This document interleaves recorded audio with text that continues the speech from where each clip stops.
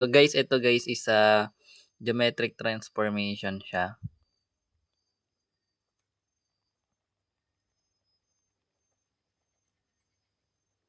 Pero dun tayo sa rotation lang. So last time na-discuss na natin 'to, 'di ba? Sabi natin yung rotation is pwede siya mag-rotate clockwise, counterclockwise, then pwede siyang 90 degrees. Kung sa pang high school, 90, 180, tsaka 270. Then sabi natin, kunyari meron tayong XY na ordered pair. Then pag ni-rotate natin siya ng 90 degrees clockwise, ibig sabihin, eto magiging negative y x. Ay, y negative x pala, sorry. Magiging y negative x, baliktad. Yan. Kasi nga, kung mapapansin natin sa Cartesian, di ba ito yung quadrant 1, quadrant 2, quadrant 3, then quadrant 4. Then, yung ordered pair is positive na dalawa, negative positive, dalawang negative, positive negative. So, ibig sabihin, kung meron tayong xy, drawing lang ulit tayo dito. Meron tayong xy, which is positive yun, guys. Then, pag ni-rotate natin siya clockwise, so yung clockwise, remember, is ganito yung rotate. Then, yung counterclockwise, ganun. So, ngayon, kung meron tayong 90 degrees na rotation galing dito, clockwise. So, itong xy natin, mapupunta siya dito sa baba. Magiging, kung pupunta siya sa baba, guys, ganyan. So, di ba yung x natin dito positive? Tapos, yung y natin negative. Tama? Intindihan nyo? Clockwise. Where ini-interchange lang natin yung mga variables. So, bali magiging y, tapos negative x. Yung ordered, yung pagkakaano ng mga sign, kumbaga sinaswap natin yung places nila, guys. Tapos yung value ng x natin magiging negative.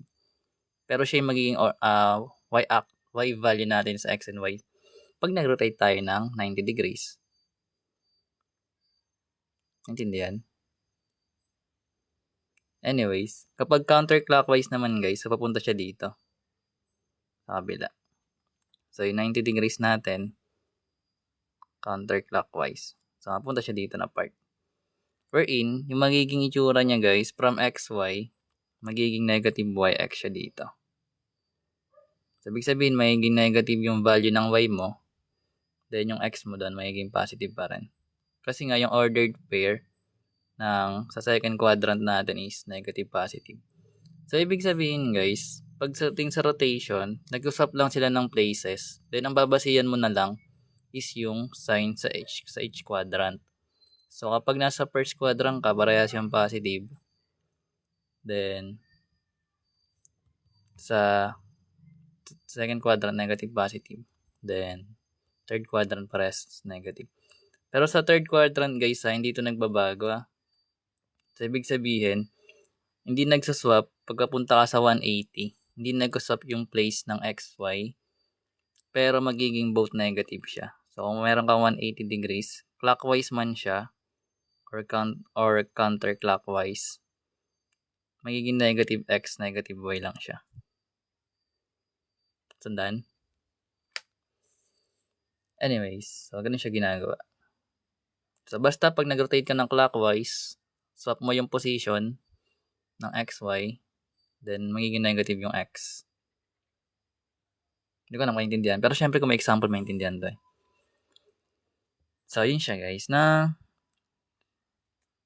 so sabi natin, meron kang xy, 90 degrees clockwise, interchange lang yung x and y mo, magiging yx, pero negative na yung x. Then, kung meron ka ulit xy, then 90 degrees, counterclockwise. So, interchange mo lang yung xy mo, magiging y, tsaka x, pero magiging negative yung y. Yun lang siya, kadali. Then, kung sa meron kang xy, let's say 180 degrees, clockwise or counterclockwise. So, hindi ka mag-interchange as is sila guys, pero magiging negative x tsaka negative y. Kumbaga, nagmumultiply ka ng negative 1 sa x kapag 90 degrees clockwise, then negative 1 sa y kapag counterclockwise. Then, kapag 180, both negative 1, mag-multiply ka sa x and y mo. Anyways, kung hindi pa rin naintindihan, hindi ko pa kasi na-post yung kahapon eh. PM Das. Dito guys, marami tayong builds dito kahit naghahanap kayo ng reviewer. Try nyong puntahan yung YT. May mga builds doon, may mga playlist. Baka nandun. Pag wala, sabihin nyo sa akin kung ano wala. Nagigets ba ako? Hindi. Pero sabi natin, kung nagigets naman yun guys, eto lang siya guys actually. Yung nakaraan. So, kunyari, meron, yung 90 degrees, pares lang siya sa 20 clockwise mo. Same lang siya sa 270 counterclockwise. Kasi sabi natin, kung ito yung image, then rotate natin siya 90 degrees clockwise, mapupunta siya sa 4th quadrant. And kapag 270 counterclockwise naman siya, so ito yung 90, 180, 270, mapupunta rin siya dito. So halos same lang sila, magkaiba lang ng rotation. Or sabihin natin, parehas lang yung placement ng magiging image, magkaiba lang ng pag-rotate. Isa 90 degrees clockwise, yung isa counterclockwise. Yun din, kapag meron kang 90 degrees counterclockwise na rotate, or 270 degrees clockwise. So, kanya rin yung image. Dahil counterclockwise, dito yung pupunta. Pag 90 degrees. Then, kapag 270, ganito ikot mo clockwise. Pares lang. So, yung pinakamadali. Anyways, andito na si Pogi. Yan. Pag nanonood guys, stop nyo lang para may ano naman. Then ito guys, total alam naman na to. Pero gusto nyo mag-example. Nandiyan natin na example. Para maintindihan.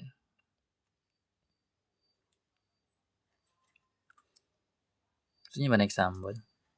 Huwag na. Kasi ang pinapaano ni R is about sa, kunyari, meron ka ng hindi na sa origin. Sa origin kasi to yung center mo. Kumbaga, yung center mo nasa origin. And ganun yung magiging rotation. Anyways. Sige, gawa natin na example para maintindihan.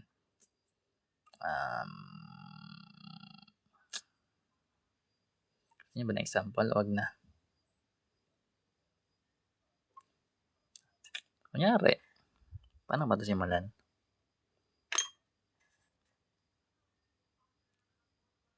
Kayo nga bigay ng given. Pero kailangan nyo lang naman ito kabisaduhin actually. Ito. Kung mag-ano kayo, mag-memorize. Sige. So, let's say meron tayong ordered pair. So, let's say meron tayong example. Yan. Meron tayong ordered pair na 3, 5. Yan. And let's say we gonna rotate it 90 degrees clockwise. So, ano yung magiging itsura niya?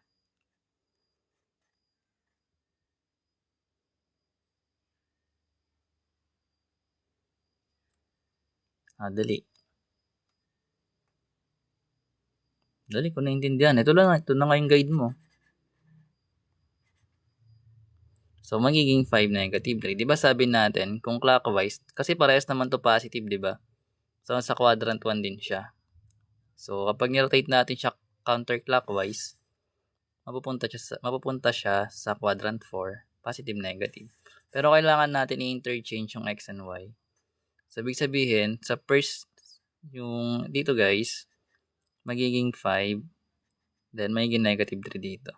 Kasi magiging negative yung x doon. Gets? So, what if meron tayong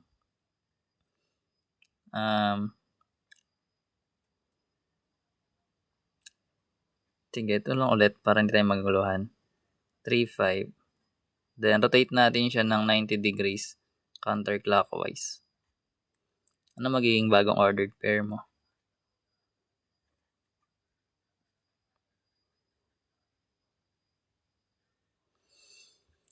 So, magiging negative 5, 3. Kasi nga, negative yx, di ba? Negative 5. Negative 5. Tama. Then, yung x natin is 3. And kapag meron ulit tayong 3, 5, and i-rotate natin siya ng 180 degrees clockwise, ano magiging itsura?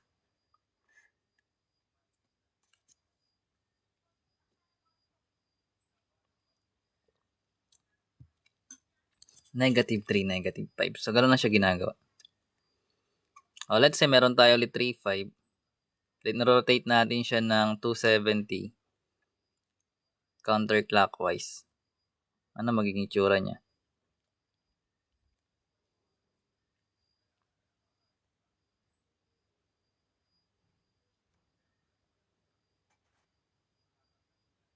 Ayun, magiging 5, tsaka negative 3.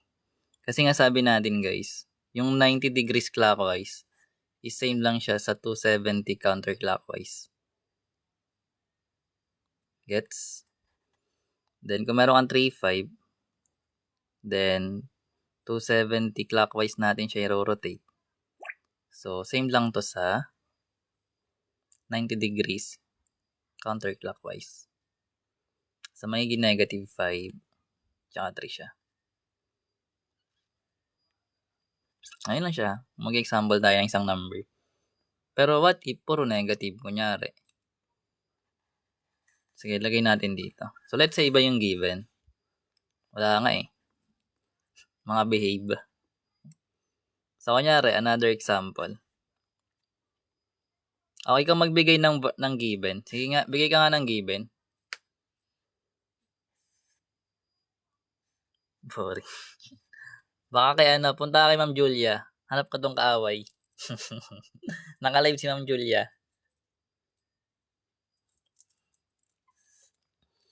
Bigay ka given, dali. Bago tayo mag-proceed sa may sa may center na iba. Negative 5, 2. Sige. So, let's say meron tayong negative 5, tsaka negative 2. Then, i-rotate natin siya ng 90 degrees clockwise. Saan siya mapupunta, guys? Anong quadrant siya mapupunta? So, kung nalilito ka, ilagay mo muna sa quadrant mo. So, di ba yung parehas negative, nasa quadrant 3 siya.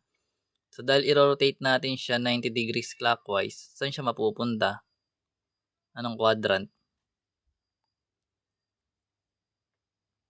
Punta mo tayo sa quadrant. Kung i-rotate natin siya ng clockwise, mapupunta siya sa quadrant 2. Tama? So, magiging negative yung x, then magiging y natin positive dapat. Pero di ba sabi natin, ini-interchange natin sila. So, kapag clockwise, magiging y negative x, or yung magmumultiply tayo ng negative 1 sa x. So, kunyari, gag-guide ka muna. So, di ba kapag nagro-rotate, as is yung y, pero magiging negative yung x mo, or mag-multiply ka ng negative 1 sa x. So, dahil yung y natin dito is negative 2, lalagay mo siya as negative 2. Then, yung x natin, kung mag-multiply ka ng negative 1, magiging positive 5. So, magiging negative 2, 5 yung ordered pair niya. Bandahan, naintindihan? So, ganun siya ginagawa. So, another given, sige.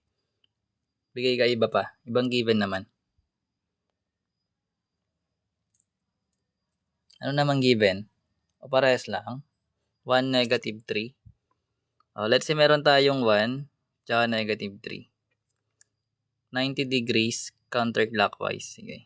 90 degrees counterclockwise. So, tanungin mo muna yung sarili mo, nasaang quadrant ba tong 1 tsaka -3 mo? Anong quadrant siya? Wait up nyo naman guys, ang damot nyo naman. So, sa quadrant 4 siya, di ba? Nanood lang talaga no? So, sa quadrant 4. So, pag ni-rotate natin siya counterclockwise, saan siya mapupunta na quadrant? Kung 90 degrees counterclockwise yung rotate mo.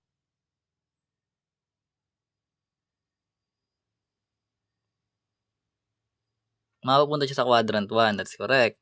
So, sabi natin, kapag nag-rotate tayo ng 90 degrees counterclockwise, magmumultiply tayo ng -1 sa y. So, i-interchange natin yung x and y natin, magiging y tsaka x.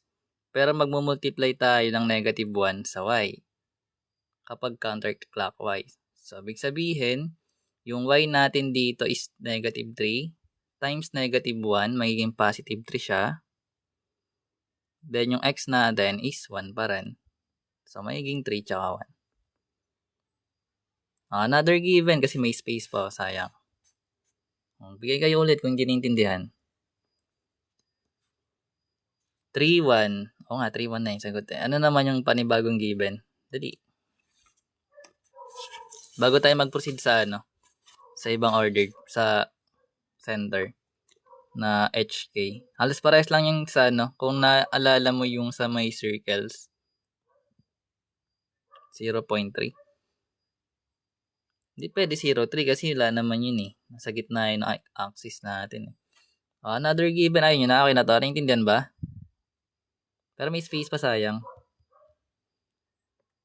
-2, 4. Sige. So, let's say meron tayo -2, tsaka 4, 180 clockwise. So, ano magiging ordered pair mo? So, sabi natin, di ba? Sige, kayo muna sumagot. Okay muna. Wait up na. Yung mga hindi sumasagot, nagtatap dapat. Grabe naman yan, no? Kaya, coins. Pwede naman coins. Magiging 2 -4. Di ba sabi natin, guys, kung eto yung, wait lang, tanongin muna natin, nasaan quadrant pa yung -2, 4 natin muna? So, ano magiging, anong quadrant to? -2, 4 natin. Nasa quadrant to siya, di ba? So, ngayon, pag ni-rotate natin siyang ng 180 degrees clockwise, saan na siya mapupuntang quadrant? Mapupunta yan siya sa quadrant 4. Kasi nga, 90, 180. Okay, kakaintindihan doon na. So, ngayon, sabi natin, kapag 180 clockwise or counterclockwise, mag-multiply ka lang ng negative sa x and y mo. Sabi hindi siya magpapalit ng position, pero mag-multiply ka ng -1. So, in this case, yung x natin na -2 times mo sa -1, magiging +2 siya. Then, yung 4 natin times -1, magiging -4. Kaya siya merong 2 tsaka -4. Naiintindihan? So, let's say meron tayong 3 tsaka -6. Parang parehas lang yun dito pero lagay natin. 3 tsaka -6 daw. Saan na yan? 90 degrees counterclockwise. Sabi ni K. Ano sabi niya na? May comment. Sabi. Saan na yun? Hindi ko na nabasa. Can someone like my latest post? Thank you.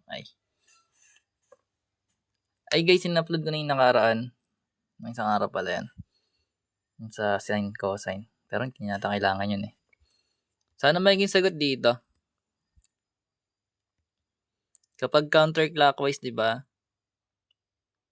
Interchange. Pero, yung y yung negative 1, mag-multiply ka ng negative 1. So, tingnan mo muna, para hindi ka malito, kung nasaan quadrant etong given na point. So, yung positive tsaka negative, nasa quadrant 4 siya. Then, kung i-rotate mo siya ng 90 degrees counterclockwise, saan siya mapupunta na quadrant? Kung galing ka dito, then mag-move ka ng 90 degrees counterclockwise, that's correct. So, ibig sabihin, magiging parehas positive dapat yung points mo. Sabi natin, kapag nag-rotate tayo ng clockwise or counterclockwise, nag-interchange yung x and y natin. So, mapupunta dito yung x, mapupunta dito yung y, pero pag counterclockwise, magta-times ka ng negative 1 sa y mo. Kapag clockwise naman, times ka ng negative sa x, ng negative 1. So, ngayon, kung ito yung x and y natin, yung y natin dito is negative 6 times negative 1, magiging positive 6 siya. And yung x natin is 3 pa rin. Gano'n siya ginagawa. So, para hindi mo makakalimutan kung paano ito ginagawa, guys, gawa ka kagad ng ganito. Kung magkakaroon kayo ng exam, para maintindihan mo.